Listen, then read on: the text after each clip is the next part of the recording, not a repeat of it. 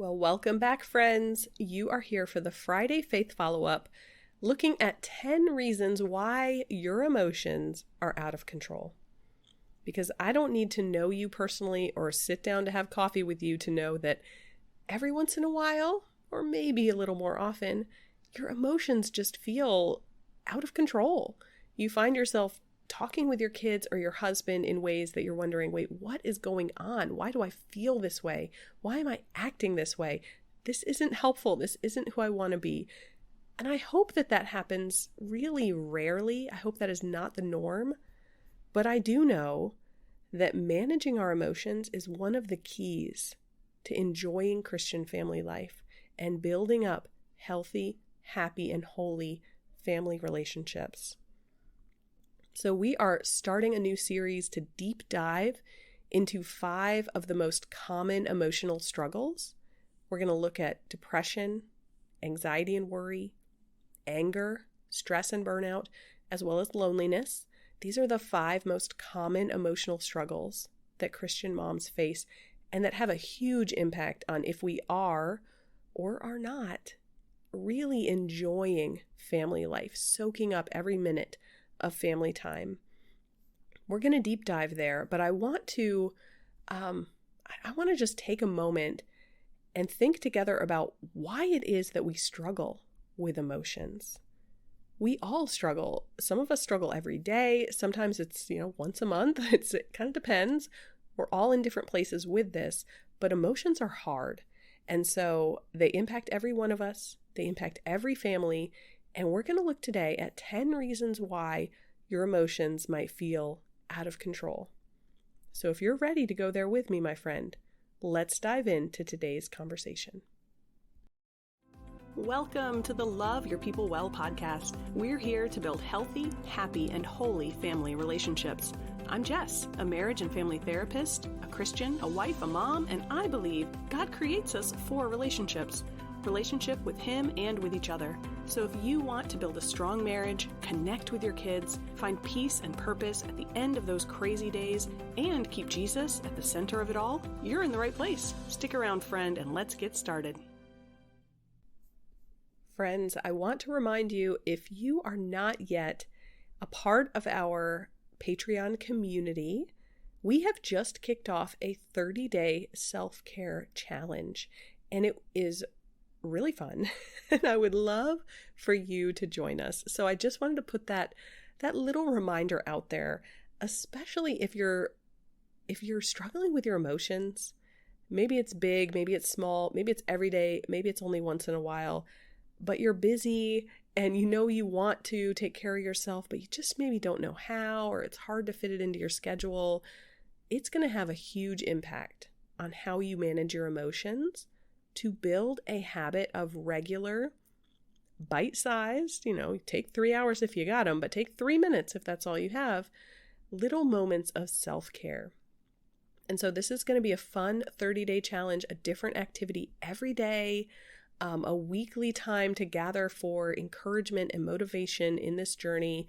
It's great stuff, and I would love for you to join us. That's in our Patreon community. The link is there in the show notes.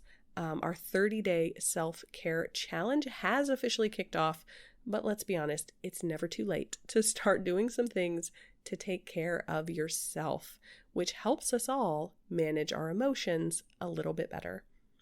So I'll remind you of my disclaimer that I am a therapist, but this is not therapy. This podcast is not professional advice.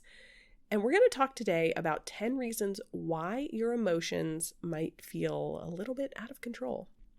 The first thing I want to highlight, it's probably the big one. It's just the reality of the world we live in, and that is sin. We have big emotions connected to sin. Now, sometimes that is other people's sin, the way that they treat us or have acted toward us. They've been gossiping about us or they've hurt us in some way.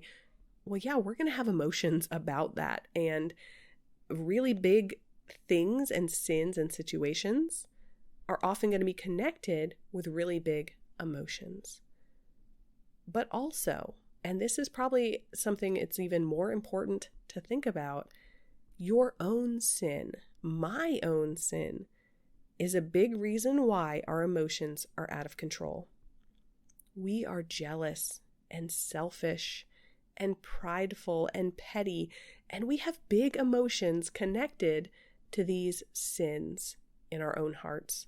When I am jealous about something, my friend goes on an amazing vacation or gets a brand new car, or I'm visiting with a friend and it's just like, how do you keep your house so clean?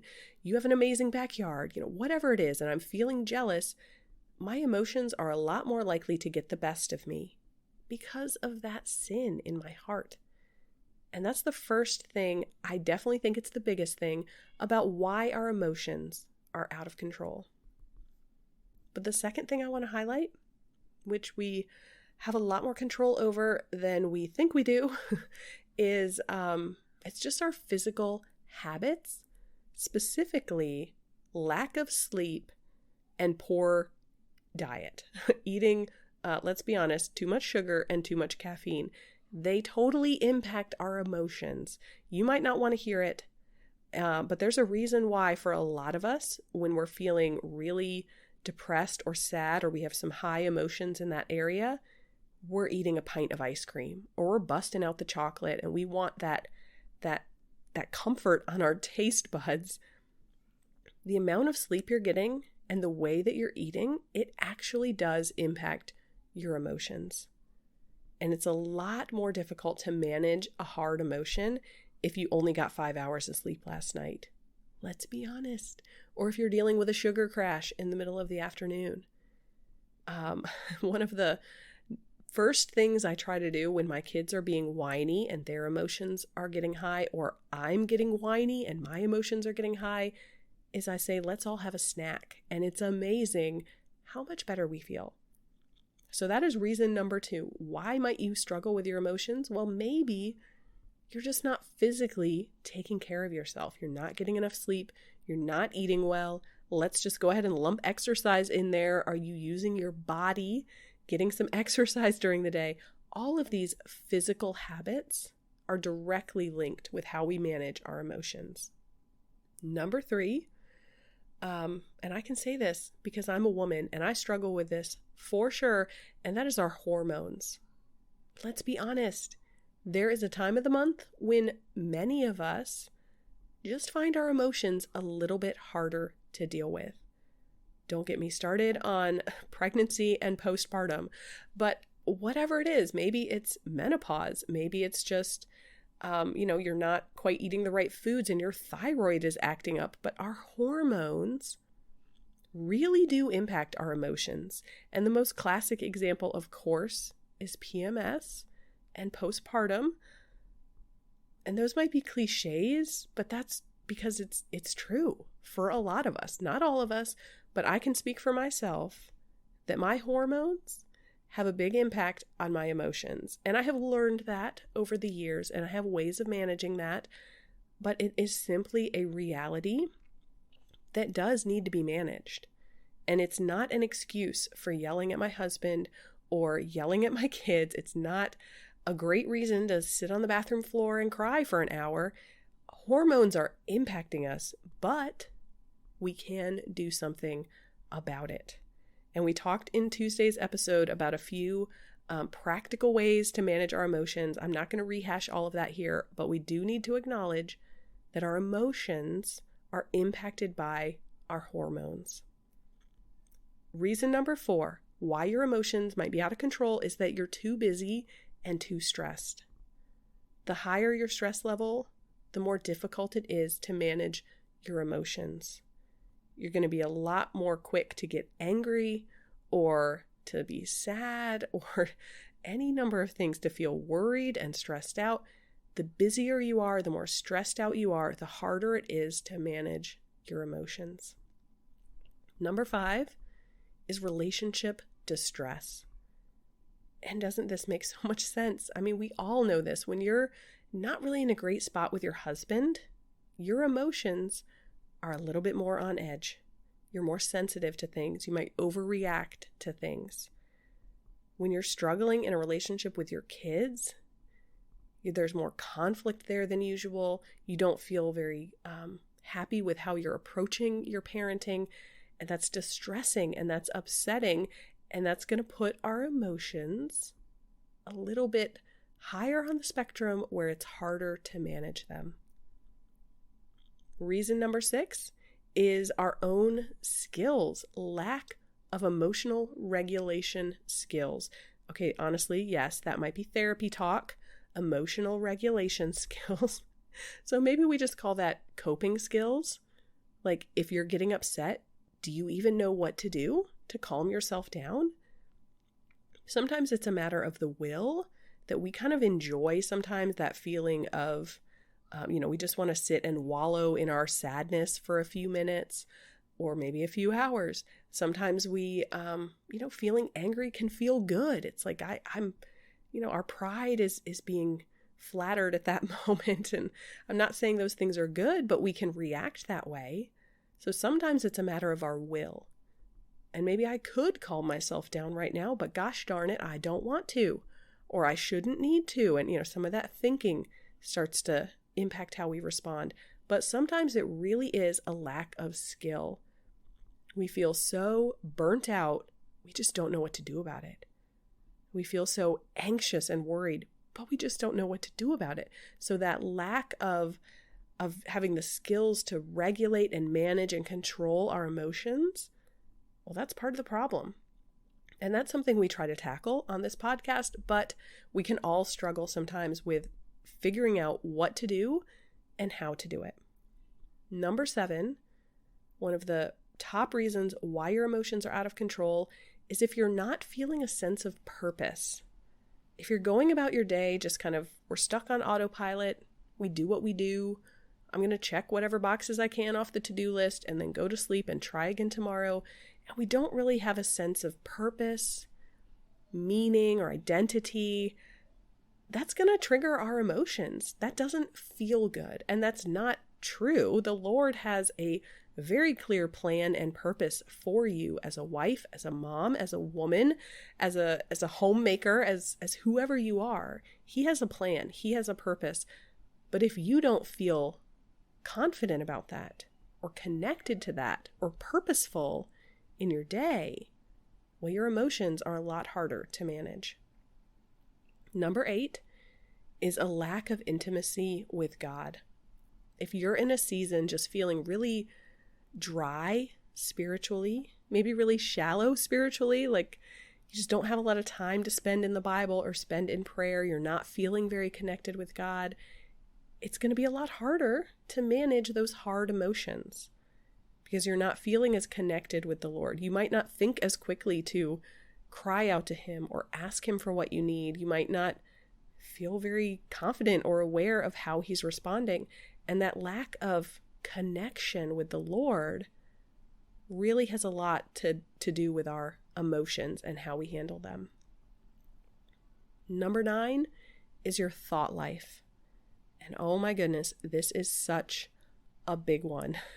Yes, your emotions are impacting how you think, like how you're kind of primed to think about things or react to things, but also what you're thinking about directly impacts your emotions. If your mind is walking down the what if trail, well, what if this happens? What if this happens? What about this? What if this happens? Well, now all of a sudden I'm working myself into a state of anxiety or into a state of anger or depression. Your thought life is hugely powerful here. And then the 10th reason I want to highlight today for why your emotions feel out of control is because you might be listening to the cultural message of follow your heart and kind of putting your emotions on a pedestal. You're putting your own individual feelings and preferences above anything else. That is the culture's message. That is what the world around us says is good and right. If you feel it, do it. If you feel it, it must be good. If you feel it, it's true. My friends, that is a lie. But it's all around us. It's all over social media. It's in the movies we watch. It's in the songs we listen to. It's probably coming out of the mouths of some people who you like and hang out with. But it is a lie. And the more that you're thinking, my emotions are right and good and I should follow them, well, the more likely it is they're going to get out of control. So those are 10 reasons why your emotions are out of control, 10 things we all struggle with. And we're going to go deep over the next few weeks looking at some specific emotional struggles, depression, anxiety and worry, anger, stress and burnout, as well as loneliness. But I wanted you to just kind of have some of these ideas in the back of your mind, because one or two of them might jump out at you where you can say, actually, yeah, that's a big deal for me. My physical habits, am I sleeping enough and eating well? Well, you could do something about that, my friend. A lack of intimacy with God, you could do something about that. And it can be hard when we feel out of control or we're really struggling. So don't try to do it all. Focus in on one area to seek growth and healing and to ask the Lord to help you learn how to manage your emotions so that you can enjoy family life and build up those healthy, happy, holy family relationships that you want. So friends, that is all we have for today. You might hear my kids knocking in the background. Nap time is officially over, so we're going to wrap this up. But we will be back next week to dive deep into some of our common emotional struggles and figure out together, how do we manage them well so that we can enjoy family life. So until next week, my friend, hugs and blessings to you. I'll talk to you soon.